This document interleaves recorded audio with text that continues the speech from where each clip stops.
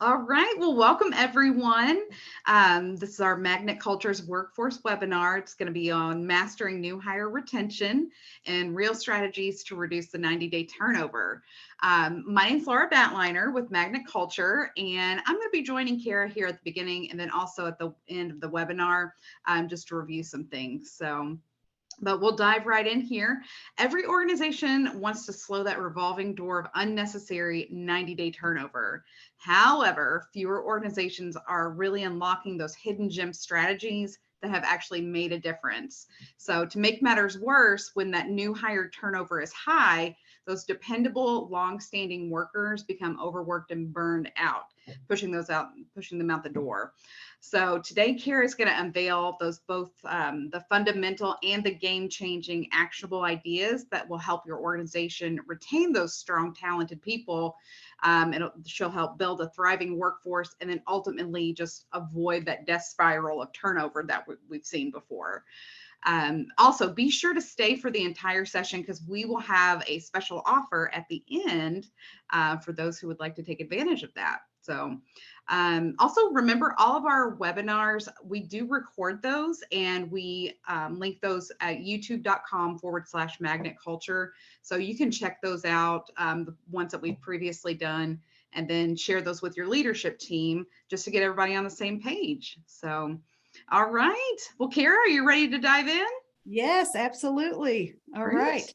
So, okay, here is what's going on. We're going to put ourselves in the new hire shoes for a moment. I want you to think about you're a new hire starting on Monday at your company. Okay. How's it going to feel? What does that Monday look like? What is the plan when you come in? Do you know what to do, where to park, who to see, what to wear? Did you bring lunch? Did you need to bring lunch? Should you have brought money? What is the plan for that? Okay. Because so many of us have been in our organizations. Most of you are leaders who are on this call. You've been there a while. Or you've been in the industry a while, even if you've changed companies recently. And so you know the jargon, you know the acronyms, you know this business. How does it feel to be a new hire coming in?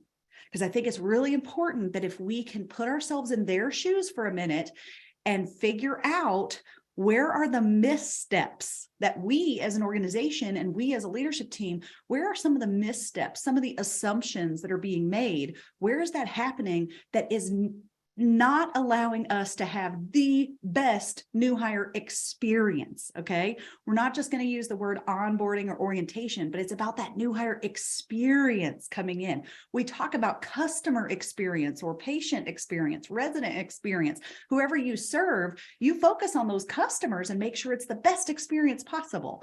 So to reduce this 90-day turnover, we have to look at that new hire experience, put ourselves in their shoes. Because if you're sitting them in front of terrible videos and boring e-learning and all these things on day one that are overwhelming, introducing them to a million people all at once, for example, that can be overwhelming. Remember, any new job coming in is stressful and overwhelming on day one or week one. So we also want to reduce that stress and ensure that they feel that they have time to learn all of these things. Okay. Now, we may not really feel that way because we need them out on the floor as quick as possible, but we want to make sure we don't push them away and scare them away by them thinking, oh, I need you out on the floor. I don't really have time for you to learn this stuff. I need you out there.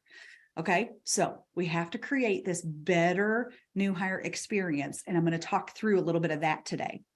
Another piece of the puzzle before I get to the strategies is, do you know why people leave when they do? Okay. Do you know why people leave at different times? Because if you think about somebody who took an offer, said yes to your offer, and then didn't show up on day one, that's probably a different reason. Maybe they got a better offer or just a faster offer. Let's be honest, especially if you have hourly workers, they can't wait a week or two for your orientation. They need to clock hours now because they probably already left their last company and are looking for a new job now. So sometimes it's a better opportunity, faster opportunity. Other times When people quit just in those first few days, maybe it is they didn't feel they got proper onboarding or proper training. They didn't feel acclimated into the company. They got overwhelmed. They didn't click with their first supervisor. There's those kind of reasons. Then if people leave after 18 months, that's different than 18 days. So 18 months, that's usually about opportunities for advancement. That's about, growth. That's about team dynamics or management, different things like that. So we want to think about why people leave when as well, and make sure that that is doable. So, all right, let me check. I am going to fix the chat issue real quick here. And here we go. I think you guys, there we go. Now you can chat with us. All right. Should be able to do that. And we have Q&A. The Q&A box is open right now as well. So if you guys have questions as I'm walking through this, be sure to pop those into the Q&A box. My team will also be putting some resources and some links throughout the webinar into the chat as well. So as I talk about some resources, for example, we have a resource of why people leave when. It's a two-page chart, about the days, if they leave after so many days, what are the common reasons for that? So check out that why people leave when timeline, and you can focus today on that 90 days. Why do people leave in the first week or the first month or the first quarter of them being there? And then we can focus on how to make that new hire experience much more effective. All right. Okie dokie. So I'm going to break things into two different sections today. One is some fundamentals, and I hope that all of you are already doing the fundamentals. Maybe it's a refresher for some of you, or a reminder that, oh yeah, there are some fundamentals that I know we need to be doing, but we haven't implemented it. Or for a lot of folks, especially during the pandemic, they had kind of cut that and streamlined things, and they know they need to bring it back, but they haven't yet. And so this might be your reminder to bring back some of those really good fundamental things. So first things first, automate, automate, automate. Anything that you can put into software, into a system, into a process, a template, we need to do that, because we do not have time to manually enter things. I cannot believe sometimes when I go to a new doctor's office and they have me hand write my name and address and all my health history, because then somebody else has to turn around and put that in the system. And then the next week I go to a different doctor's office and they hand me a tablet and I do the exact same information, but I'm putting it straight into the system. That's where we need to be, you all. From an HR standpoint, we cannot be doing HR paperwork. And, most of you are on applicant tracking systems for recruiting, which is great. But even the onboarding process and all the paperwork they need to do, that should absolutely be automated at this point. So please fight for that if you do not have it within your organization. Even if you're a small company, there are very reasonable opportunities there for small businesses as well. There's some software out there for that. So no more manual entry. Got it? Okay. Then what we want to do is really focus on an onboarding checklist for our planning. How many of you have an onboarding checklist in place? And I'm talking a real checklist. It's not 5 years old and we don't use it anymore because it's not up to date, or it's not in your head, right? Oh, I need to tell her about this and I need to show her that. And a lot of times I still see employees coming in and they say, oh yeah, you're starting today. Well, how about you meet with her for a little bit? She knows a lot about that system, and then go talk to him and he'll tell you all about that process. We cannot hodgepodge the onboarding plan anymore. Part of my new messages in some of my newer keynotes is about operationalizing turnover, meaning it's not going to go away, you all. Turnover is not going to solve itself, and it's unavoidable because we don't have pensions, for example, that are keeping people for a long, long time at our company. So if we know people are going to stay, hopefully more than 90 days, but even if it is just a year or two, we know new people are constantly going to be coming in. And so creating this onboarding checklist is an essential key to building a well-oiled machine, okay? To be able to manage all those new hires, to not scare them away because we're unorganized and underwater, probably. We don't want to scare them away, and we want to have a nice plan in place. Do not think that onboarding is just a week or two or less, okay? Onboarding takes months to truly onboard a person, to truly get them acclimated into the team, into the unwritten culture, to learn their job, to really understand the policies and procedures and systems that you use. It takes months, okay? So we recommend that you put your onboarding checklist into a timeline of what do people need on day one. Don't overwhelm them and cram too much in. What do they need week one, month one, and quarter one? And give them a timeline or priorities on that list. There's tons of software out there that can be used to create just a very basic onboarding checklist. And I encourage you also make one special checklist for people who are new to the industry, new to that business, because you've got a ton of jargon and acronyms and VIPs in the business that people need to know, maybe publications they should start reading, things like that, to really get to know your business. And so make sure you make a special checklist that you can teach and mentor the people who are new to the business or new to the industry because they don't speak your language yet. And they've just come in. And imagine, right? Let's go back to that. Imagine you're a new hire. You've switched careers into a brand new world. And all of a sudden, people are saying all these terms and acronyms that you don't understand. You are going to feel silly. You are going to be defeated because you feel dumb and like, I don't know any of this, and this is ridiculous. This is so much to learn. So we don't want anyone to ever feel that way. Instead, just create that special checklist and make sure that you spend some extra time with people who are new to that particular field and don't speak your language yet. It's really, really helpful. Okay. So one of the things also, I've got some clients who have told me, oh yeah, Cara, we have this amazing onboarding checklist or an onboarding guide. That's fabulous. And I look at it and a lot of times it is fabulous. It's robust. It's comprehensive. It's great.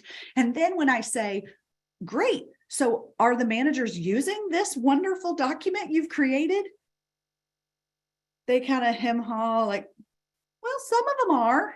And so as an organization, if you're a leader over a multi-location company, for example, you've got to work on the consistency piece. And sometimes one size doesn't fit all. You may have to talk to the groups that are not using your plan consistently and say, why aren't you using it? Is it because there are pieces of it that you don't like or that doesn't fit with your particular building or your particular location? Or is it, is there something you're not comfortable with? Is there anything you disagree with, right? That maybe they're saying, I don't want to onboard people that way. And if that's a corporate approach or an organization-wide approach, you may have to talk with them, find some middle ground, or just tell them that's the way we're going to do it here, and we need you to be on board with that. But sometimes we've made some assumptions and we think, oh, everyone would love this plan, right? As a manager, we're just handing them the script. But if that doesn't work for them, then they'll just discard the entire onboarding handbook because they don't like step 3 and step 7. Okay. So we need to find out where they're using it, why they're not, and what roadblocks can we overcome with that. All right. So consistency is key on these onboarding checklists to make sure that we're building it, the support that people need, the managers need, but also some flexibility to let them do things a little bit their own way if they want to do that, or be able to customize it to some extent as well. Okay. And then think about who is the new hire's best friend when they come in. Are they going to have a person that they can go to? Because a lot of times HR is now filling that role of the day one liaison, the day one trainer, but then they're sending them out to their managers, and really HR is like, oh, I don't have time to be the buddy for every new person that comes in. That ain't going to happen. And so we need to think about, and many of you had these programs 5 or 10 years ago, we really need to think about that buddy system or some kind of trainer mentor position that you can put specific people in place to be the go-to person for that new hire. Because remember, if you're a new hire and you have a question, well, my manager is super busy and doesn't seem to have time for that question. HR is in a different building, or I don't really have access to them anymore, or they also look busy, right? Then I just try to find a colleague who can help me, but they're really busy and I feel like I'm bothering them because it's not their job to help me, right? So if you identify some folks, one or two or more on the team, that these are the people you go to ask questions.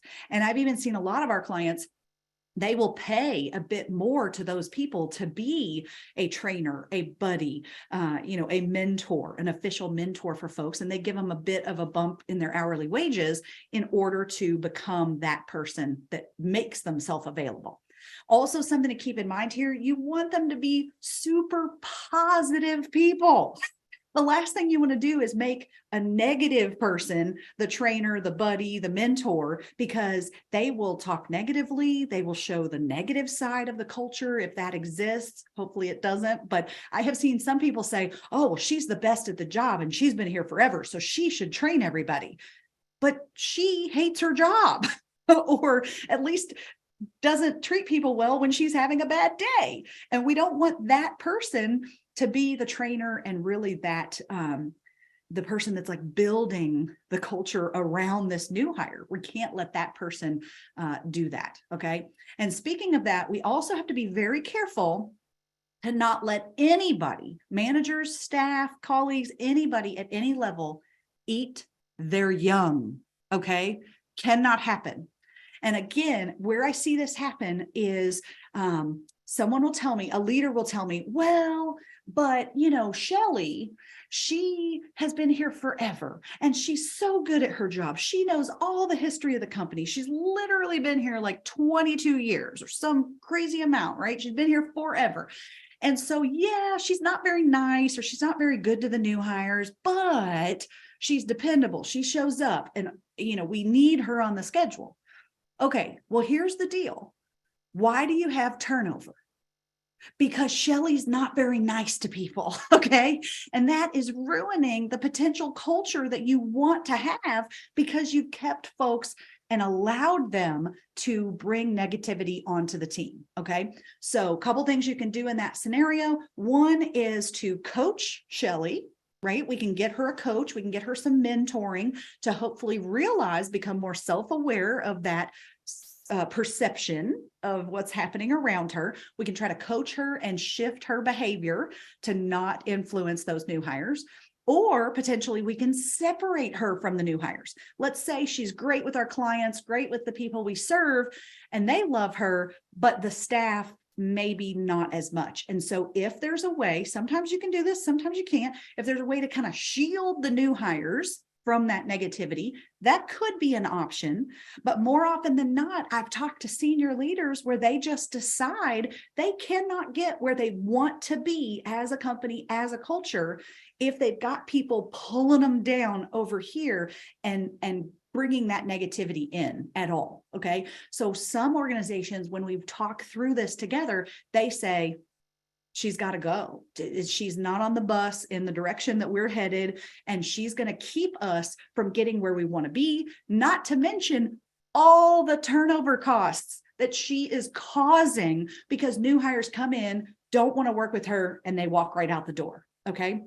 So we might think it's a good thing to keep somebody who's tenured in that scenario, but if they are chasing people away, it is costing you so much money. Okay. So you cannot let that happen. Got to find it, got to squash it. Whenever I do leadership workshops and I bring up eat their young, some of you have already heard me say that.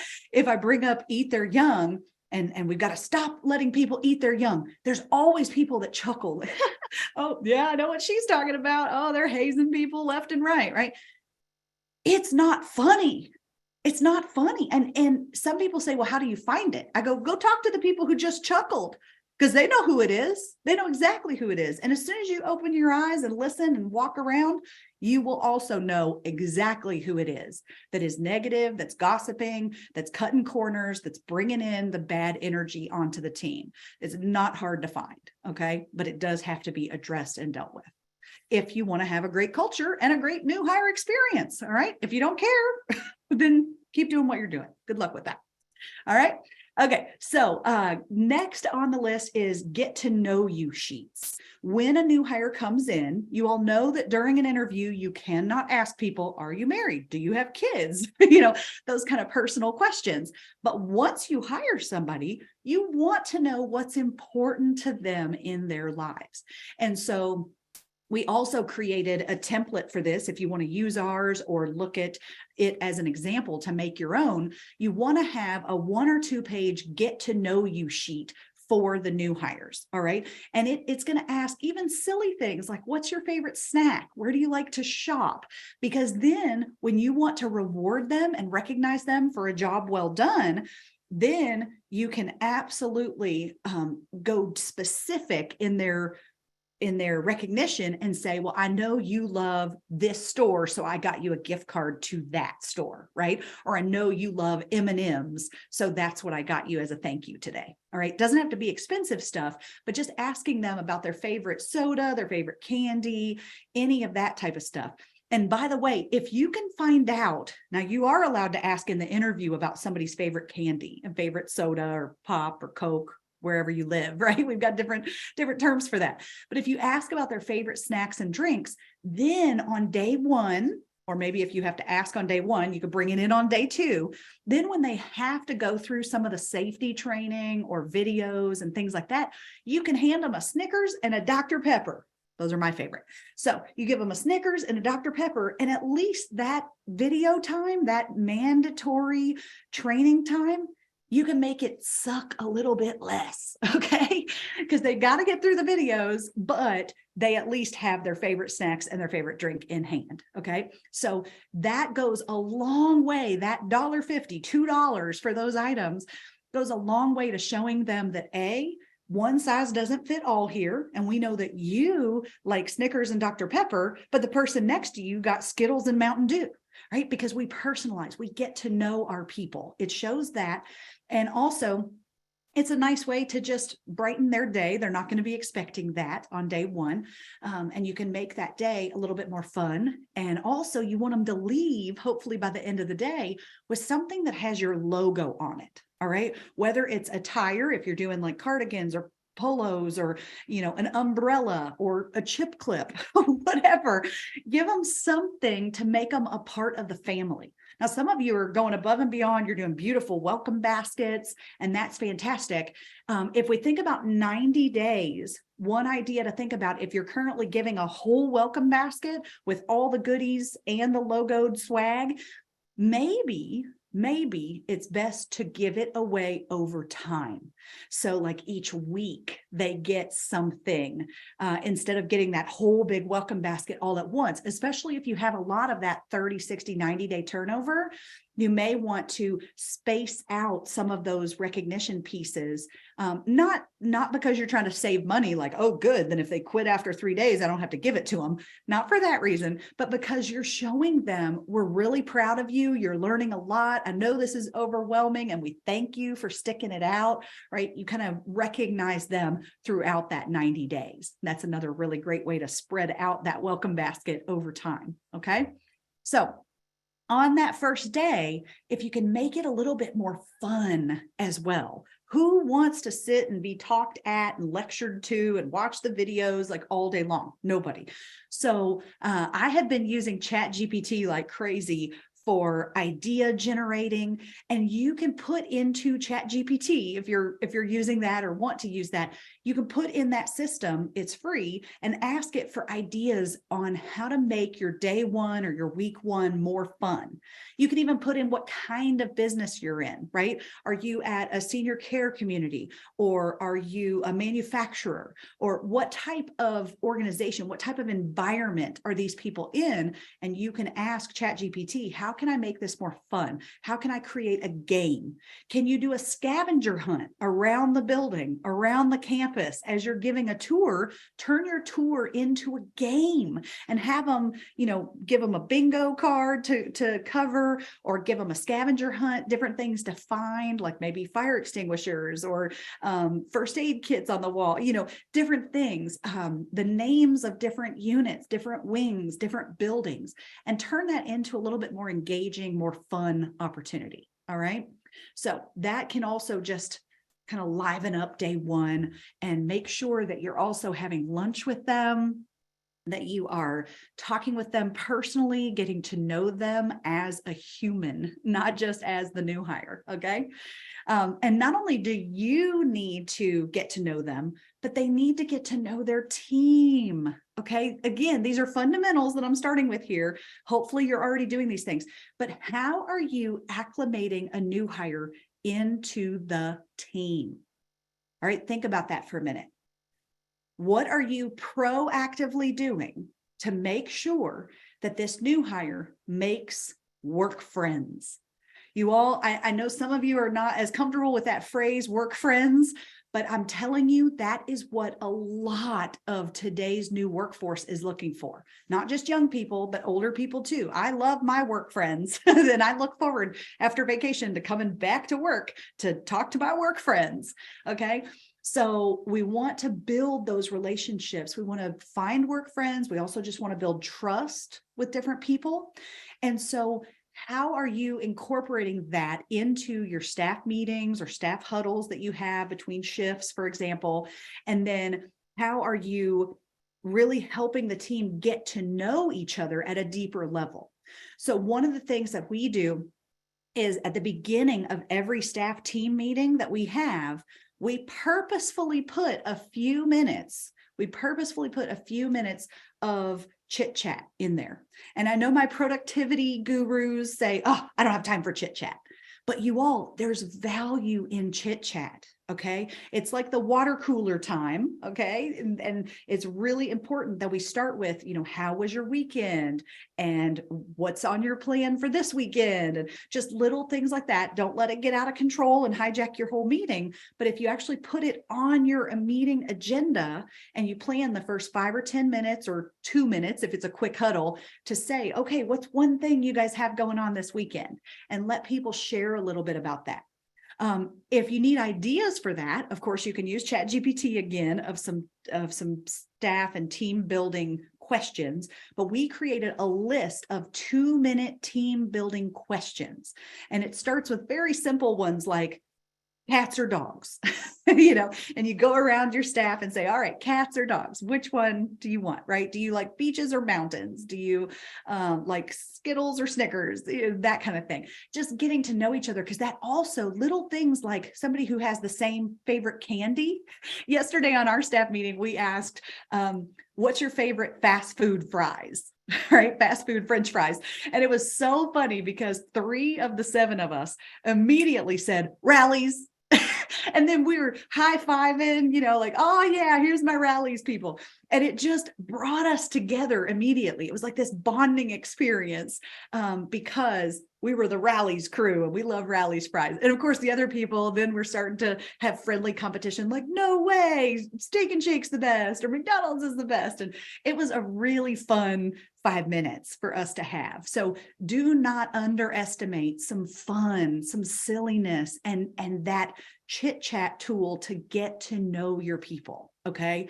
I know those questions might seem silly or superficial, but it really does start to build strong bonds slowly over time as more and more people get to know each other. Okay. So awesome. I had a question come in the Q&A, and you guys are welcome to put these in anytime. When should we introduce the get to know you drill with, I'm looking here, with their own work teams? Okay, so if I understand your question right, and feel free to clarify if I'm not getting this, but when do we introduce that? So we give the get to know you sheet, the actual worksheet, we give them to that to them on day one, and we ask them to just fill it out by the end of the week and give it back to us. Then when we get that sheet, we do share it with the whole team. In our case, we email it. You may need to print it out and kind of share it around the team, a physical copy, but we share that with everyone so everybody knows, because it asks about, tell us about your family, tell us about your hobbies, things like that. And so that can also help the team find some commonality and some icebreakers. Like, oh, I saw on your sheet that you have a 9-year-old son. I have a 9-year-old son. That's cool. What's your son into? Pokemon? Oh my gosh, our kids would be best friends, right? That kind of thing. So it just breaks the ice on that. And then we have team building questions in every weekly team meeting when we get together. That doesn't happen, occasionally or over time. As far as like later in the new hire experience, we start that immediately, and it's an ongoing thing. So hopefully for the person that sent in that question, that covered it. Okay. All right. So let me say this. Think about another fundamental item is think about your handbook, your employee handbook. Is your handbook super boring? Okay. Is it literally black and white, old school? Does it still look like a handbook from the late 1900s? Okay. Let's think about that. Most of us remember what the handbooks looked like back in the day. And so if your handbook still looks very similar to that, I would highly recommend that you as a leader, hopefully maybe your senior leaders can get involved. Your HR team might be able to tackle this as a project. Let's bring some life into the employee handbook. Let's put pictures of our team having fun, playing tug of war, or joking about French fries, or whatever it is that we did at the last staff retreat or holiday party, things like that. And really bring some color into your handbook so it isn't so black and white. Put in there a little bit more about who we are. Most of you probably include your mission, vision, and values now, but is there more about who we really are? And what does that mission or those values, what does it really look like? What are the behaviors behind what we stand for? Okay. Give some examples of that, to tell some stories, put highlights and features of some key employees in there who have really exhibited those core values. So really think about your handbook in a new way, making it more fun, more attractive for people to really thumb through and get to know who you are as an organization. Okay. I'm seeing a lot better handbooks coming out of HR teams these days than what we had 5, 10, 20 years ago. Okay. So, all right. So those were some of the fundamentals. Of course, I can speak for days on these topics, right? So we have a whole 3-hour class about onboarding strategies. So we don't have time for that today, but I'm going to jump and go on over to some of the newer things that I'm seeing, right? We do these webinars every month or two to talk about what is new and what is happening out in the world today. What am I seeing that maybe didn't work before and now it's working, or it did work, but now it's not working, different things like that. And I got to tell you that with the new hires, one of the big issues is flexibility. Now, a lot of you probably run 24/7 operations, healthcare, manufacturing, construction, even different groups like that. I know a lot of you have multiple shifts. Some of you have just one shift or maybe first and second and whatever, and that's fine too. But no matter what your schedule looks like, I'm going to challenge you to think differently. Okay. We've got to get out of the way we've always done it. We've got to get out of, if you always run 8-hour shifts or always run 12-hour shifts. Now, what I am seeing is I'm seeing a lot of organizations, especially in the last 2 years, they have offered more options on start and end time of their shifts, as well as shift length. Okay. So for years, we've been getting our clients to shift away from just 8-hour and 12-hour and to go to 4, 6, 8, 10, 12-hour options. The good thing is today there is scheduling software, my friends. So again, you should not be doing scheduling manually. That should all be handled in scheduling software today. So just being able to offer some more flexibility in that. And so I'm going to give you some really different things to think about with flexibility. Recently, I had the opportunity to interview 9 high school students. Okay. Now these are high schoolers. So they're like 17, 18 years old. Not all of you hire folks that young. But one thing that really stood out to me when I interviewed them, and then as I asked older workers, right, all the way in their 20s and 30s and 40s and above, when I asked them, they agreed that it is so important today to not make new hires. Are you ready for this? Because it's going to be a little jarring at first, but hear me out.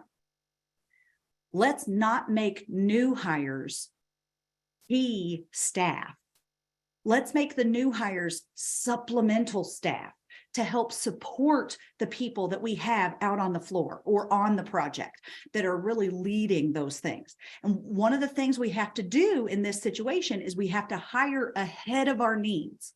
So if I go back to that idea of operationalizing turnover and really planning for turnover, creating that well-oiled machine, you all, one of those pieces is you've got to hire ahead of your needs, because you know you're going to lose 2, 3, 4 people this month or this quarter or this year, right? Depending on what your turnover rate is, you know you're going to lose some people. So why are you trying to operate at bare minimum? And when one person leaves, then we bring one new person in, because you know it takes time to get a new person up to speed, right? So then you're going to lose productivity because we lost that one key person and we're waiting for the second person to get up to speed. You know that's going to happen. So especially if your organization has a lot of the same positions, right? So CNAs, technicians, entry-level folks that tend to churn a bit more, we have to hire ahead of our needs so that then by the time somebody has been there, let's say 90 days or 6 months, then they can become a key integral team player who knows how to do the job. They can do it independently. You can put them on the schedule. They can run the floor, you know, that type of thing. But if we have a new hire come in and after 1 week of training, we shove them out on the floor and say, here you go. Here's your workload to be independent by yourself. Take care of all of it. Oh, and you probably don't have a buddy because nobody has time to answer your questions. So good luck, right? Do you see the difference there? We really can't push these brand new hires out into key staff positions because they are going to get overwhelmed and walk out the door. Okay. We are trying to keep people out of what we call the death spiral of turnover, which is what's happening. We're seeing people get shoved to the floor too quickly because we're short-staffed, right? We're short-staffed. So we got to just shove them in there because we didn't hire enough people to fill all the positions. So then the new hire gets overwhelmed. They quit. The person who's been there forever, they get burned out. They leave. Now we're completely underwater and the spiral runs out of control. Okay. So we have to think a little differently. You've got to talk to your senior leadership team about, okay, we have to start hiring ahead of the needs. If we know what our turnover is and we know we're going to need 2 or 3 more people next quarter, we better go ahead and get them hired and get them starting on shadowing, mentoring, training, get them through that to be supplemental staff to then be able to take over a full shift and a full workload within hopefully that 90 days or 6 months. Okay. Hope this makes sense. And I know this is easier said than done, but you all, these are the executive level conversations that I'm having with organizational leaders about how do you get out of this situation? Because if you keep pushing people out to their job too fast, they're going to keep quitting. And then we have a never ending revolving door that just spins faster and faster all the time. Okay. So we have to think differently. I want to give you the ammo to go back to your leadership team and say, okay, I think it's time that we think differently about how to get out of this spiral and get our head back above water on a more permanent basis. Okay. So that's one piece of the puzzle here. And then the other piece is I've talked to some people now who have split their workforce in 2. And I love this because I've been asking everybody, like, tell me about your schedule. How are you offering more flexibility? And so I heard this a month or so ago, and then I was asking around and more and more groups are doing this. How many of you have some workers who want a set schedule? Yep. And how many of you have other workers who do not want a set schedule? Yep. Okay. So since we know one size doesn't fit all, why are we trying to put the workforce into one bucket? That's just silly, because some of my healthcare clients, for example, they have this stable group of kind of fixed schedule folks. They want either the same schedule all the time, or they want a month in advance. They want a set schedule every month. And that's pretty typical for the company to do their scheduling about a month out. But then they've got this other group of people that say, a month out? Are you kidding me? I have to know my vacation time 4 to 6 to 8 weeks in advance. I don't know when we're going on vacation this summer. We're going to have to pull it together at the last minute, probably. Okay. So you've got those two different types of workers. Why do we not accommodate the scheduling for a fixed pool and a flex pool? All right. So for example, one model that I've seen work well is they give the fixed pool a monthly schedule, and it's scheduled the month prior. So they get a lot of advance notice. They know exactly when they're working that next month. And then the other group, they do the schedule every week. So the week before, they can put in their requests off up to a certain point, of course, but they have a lot more flexibility on being able to schedule those days off, or to request a day off, or then they don't have to, what we do over here is that person needs a day off next week, but they're on the schedule. Then they've got to find somebody to replace them and swap and all the things that cause a big domino effect of scheduling problems. Okay. So instead, let's fill as many positions as we can with a fixed pool. Then we have this flex pool. It's almost like PRN if you're in the healthcare side, right? Sometimes that's been the case for years, but I'm talking about actual employees, right? Even people who are full-time or W-2 folks, that we really want to give them those two options. And then we use this flex pool to fill in the gaps of what what the fixed pool does not use. And I've even seen one organization, they gave a shift differential, kind of how we pay second or third shift more for working those hours versus first shift. They've given a scheduling differential to say, if you will schedule a month in advance, we will give you X more per hour. Okay. So that's another option to get people from the flex pool to want to be more fixed, but then they put parameters around that. If you call off, you can't stay in the fixed pool and you don't get your differential. You don't get that higher pay. Okay. Because this fixed pool is a more dependable pool. They are paid more because we know they are going to show up. All right. They are not allowed as many call-offs as this fixed pool is allowed, right? See how we kind of put them in two completely different buckets. And again, your scheduling software should be able to help with that. So it's not a manual nightmare of now doing scheduling again every single week. And let's be honest, you're doing scheduling every week anyway, because people who would rather be in a flex pool are being forced into a fixed pool, and then they're having to swap shifts with everybody at the last minute because they don't live in a fixed world like that. So this can give us a lot more options and just I'm looking for less head banging on the wall days and more, I saw this coming, let's deal with it days. Okay, that's what we want to get to. I just need all of the people that we work with, all of our clients, everybody out there, HR leaders, organizational leaders. I want less frustration for you. I want it to be that well-oiled machine. And if you create a new scheduling standard like that, that's just one example. But if you talk to your people about what their scheduling preferences are and come up with a few options, if we get to that, it creates less headaches for you because we have operationalized it. We have built a process and a system in place where it just takes care of itself. Okay. So remember, one size doesn't fit all. So, okay. Think about this. New hires, I've seen it happen over and over. New hires will rise to the occasion. Okay. They will rise to the occasion. If you have created a culture that is great, People trust each other. There is integrity. There is positivity. There is teamwork. All these things that we wish, right, that we want our culture to be. If we can create that internally, new hires will most likely, almost always, rise to the occasion. Or if they can't, they'll opt themselves out because they'll say, I'm not a fit here, right? But if you've created this great place to work and set those expectations, you've communicated, you've managed people well, right? And your managers have been well trained.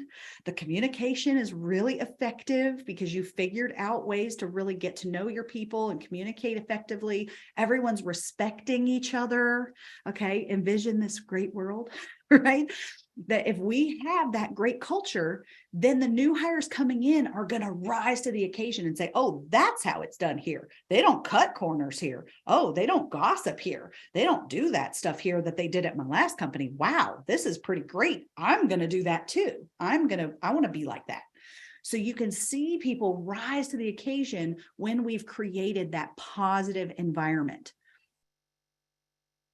If we haven't worked on it ourselves as organizational leaders, if we haven't created that, if we still have people cutting corners, gossiping, bringing negativity into the workplace, then the new hires see that and they're not going to rise to the occasion. They're going to say, well, she gets away with that and she talks about people behind their back, so then I'm not going to get in trouble if I do it, right? They're not going to rise to that occasion. So I encourage you also, just as a general reminder, don't put up with the negativity. Don't put up with the bad behavior that is causing new hires to think that that's normal.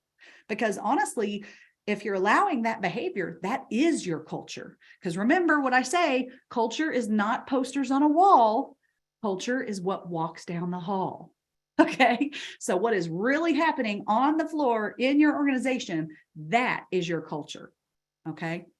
So we want to protect that. We want to build it. We want to maintain it, make sure that it is what we've always dreamed of. Okay.